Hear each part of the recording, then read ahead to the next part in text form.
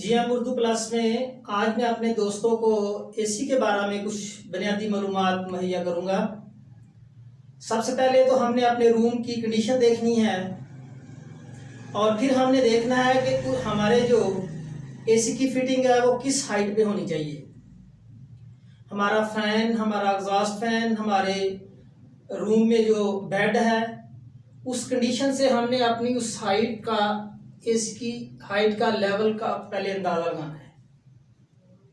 जब हमारे एसी की हाइट का सही हम फैसला करेंगे, उसकी सही फिटिंग होगी, तो उसके बाद हमने देखना है कि छत से, अगर आपकी छत ओपन है ऊपर से, तो उसके ऊपर सीलिंग होनी ज़रूरी है।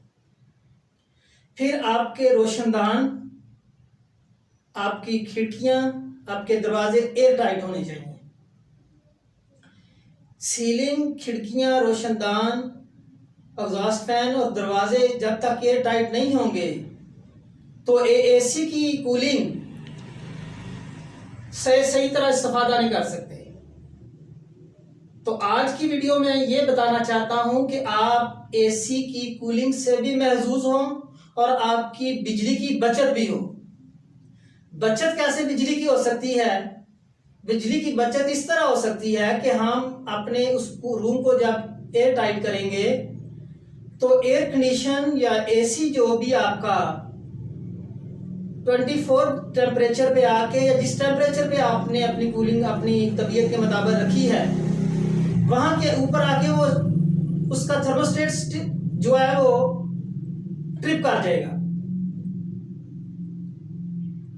अब जब आपका रूम का टेम्परेचर उस रेंज तक चला गया तो वो थर्मोस्टेट आपके कंप्रेसर को ऑफ करेगा और सिर्फ आपका फैन चलेगा, और एक टाइम तक उस आपके फैन की कूलिंग आपके कमरे को कूल रखेगी और आपका कंप्रेसर बंद होगा, जिस वजह से आपकी बिजली की बचत होगी।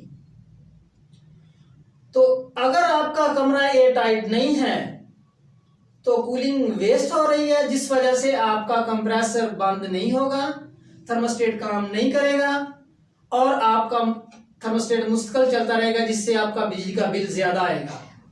तो इसलिए आज की इस वीडियो में आपने एसी की कूलिंग के साथ अपनी बिजली की भी बचत करनी है। इन बुनियादी मालूमात से आप इस्तेफादा करें।